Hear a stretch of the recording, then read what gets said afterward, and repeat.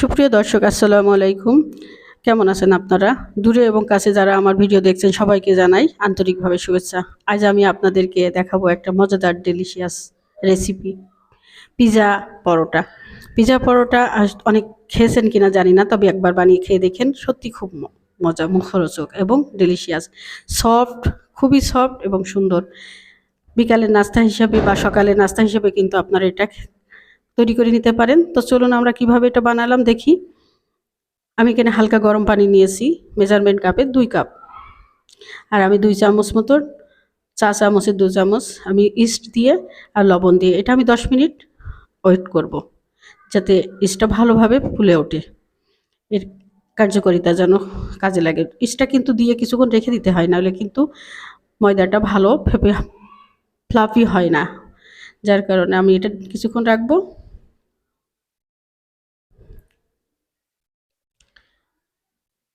এটা আমি 10 মিনিট মতো রেখে দেবো, দিয়ে তারপরে ফিরে আসছি। দেখুন ভিতরে ভিতরে একটু বুদবুদ হয়েছে হালকা হালকা।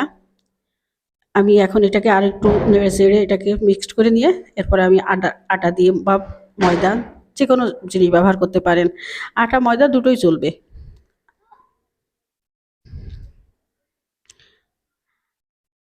আপনারা আটাটা এমনভাবে দিবেন, একসাথে সব দিবেন না, অল্প অল্প করে দিয়ে মাখাতে থাকবেন, যতক্ষণ লাগবে, যতটুকু করে লাগবে আপনারা দিতে থাকবেন বারবার।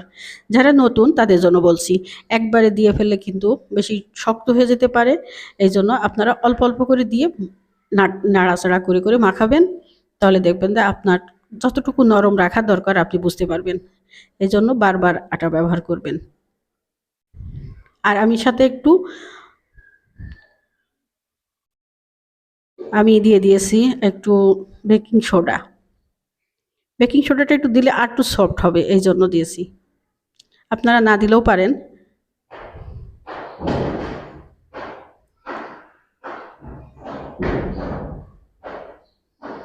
এভাবে মাখাতে থাকবেন, সবগুলো ভালো করে নেড়ে চেড়ে মাখাবেন। তাহলে কিন্তু ডোটা কিন্তু খুব সফট হবে আর ফ্লাফি হবে। আর মাঝে মাঝে যতটুকু করে আটা লাগবে অল্প অল্প করে দিতেই থাকবেন। আমি আবার বলছি যে একবারে দিবেন না। এভাবে মাখানো হয়ে গেলে ঢেকে রাখবেন, 10 মিনিট মতো ঢেকে রাখবো। আমি এই সুযোগে এখন আমি পিজার যে পুরটা সেটা আমি তৈরি করে নেব। তো প্রথমে আমি তেল দিয়ে পিজার জন্য পেঁয়াজ দিয়েছি।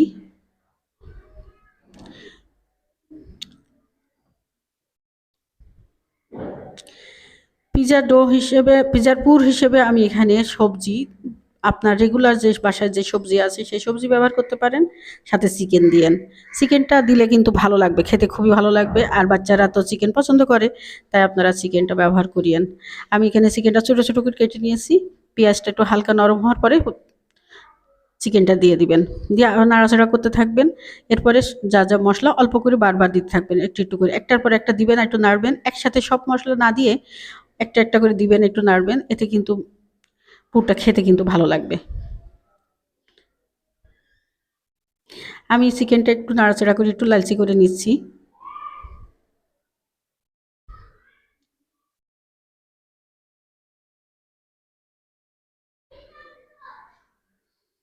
এরপরে আমি অল্প করে করে দেবো, যেহেতু আমার পুরটা অল্প, তাই আমি আধা চামচ করে আদা বাটা রসুন বাটাগুলো দিয়ে দিয়েছি। একটু অল্প পরিমাণে করে হলুদ মরিচের গুঁড়া দেব।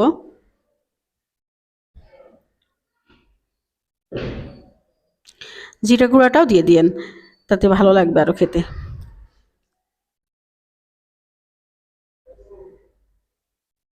দিয়ে এভাবে আমি নাড়াচাড়া করতে থাকবো, নাড়াচাড়া করে এটা একটু ভাজা ভাজা হবে, নরম নরম হবে। চুলার আঁচটা কিন্তু মিডিয়াম লো রাখবেন, নাহলে কিন্তু মাংসটা পুড়ে যাবে। আর যখন মাংসটা একটু নরম হয়ে আসবে, কুক হয়ে আসবে, তখন কিন্তু সবজিটা দিবেন, কারণ সবজিটা বেশি ওভার কুক করা ঠিক হবে না।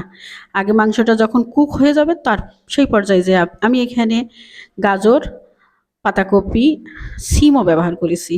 আপনারা এগুলো ব্যবহার করতে পারেন, এতে ভালো হবে, কারণ বাচ্চারা সবজি খেতে চায় না। এভাবেও তাদেরকে সবজি খাওয়ানো যেতে পারে। সবজিগুলো বেশি কুক করা দরকার নেই। এখন ঢেকে দিয়ে লো করে রেখে দেবো। এরপরে আবার ফিরে আসছি 10 মিনিট পর।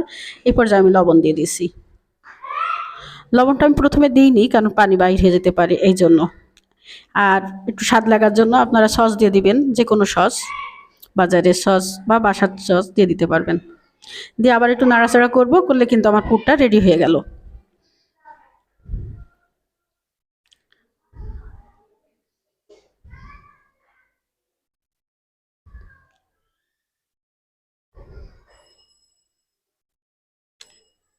আমার পুরটা রেডি হয়ে গেছে। এই পর্যায়ে আমরা এখন আসবো ফিরে, যে ডোটা বানিয়ে রাখছিলাম, এখন আমি এটাকে আর একটু ভালো করে নরম করার জন্য আর একটু একে একটু ঠেসে ঠেসে একটু উল্টে পাল্টায় ময়ান করে নিতে হবে। এই ফাঁকে আমি একটু ইয়ে করে নিই, তেলটা গরম করে নিই। তেলটা এদিকে চুলায় গরম হতে হতে আপনি ওদিক থেকে লুচি মতো করে ভেজে নেবেন। পিজার চেয়ে একটু পাতলা করবেন, যেহেতু এটা পিজা পরোটা, তাই পিজার চেয়ে একটু পাতলা করবেন।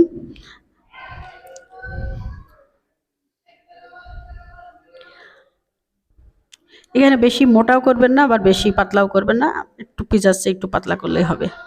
আর সাইজটা আপনাদের মতো করে করবেন, যাতে বেশি বড় সাইজ করে না, ছোট ছোট করলে কিন্তু আপনি এটা নাড়াচাড়া করতে আপনার ভাজতে সুবিধা হবে, সেইভাবে করবেন। এই সাইজ করলেই চলবে।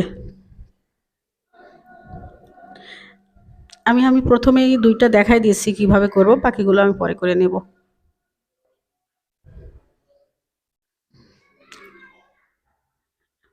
দেখুন আমি বেশি কিন্তু পাতলাও করিনি, বেশি মোটাও রাখিনি। এই পর্যায়ে যে আমি পুরটা এখানে চারিদিকে দিয়ে দেব।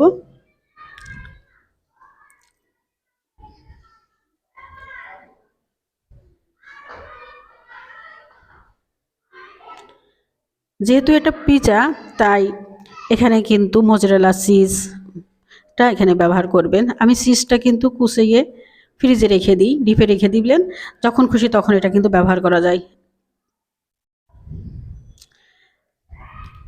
ইচ্ছে করলে এরপর সস দিতে পারেন, যেহেতু এটা আমি ফ্রাই করব তাই আমি সসটা দিলাম না, কারণ সস ফ্রাই করার সময় সসটা দিলে একটু সমস্যা হয়ে যেতে পারে, এই জন্য আমি দিইনি। যদি এটা আমি বেক করতাম তাহলে কিন্তু এখানে সস দিলে আরও ভালো হতো। আমি যেহেতু এটা ফ্রাই করবো তেলে, তাই দিয়েছি। এভাবে চারিদিকে সবগুলো মুড়িয়ে দিবেন যাতে তেল না ঢুকে যায়। এটা লক করে দিবেন, চিপে চিপে চিপে লক করে দিবেন।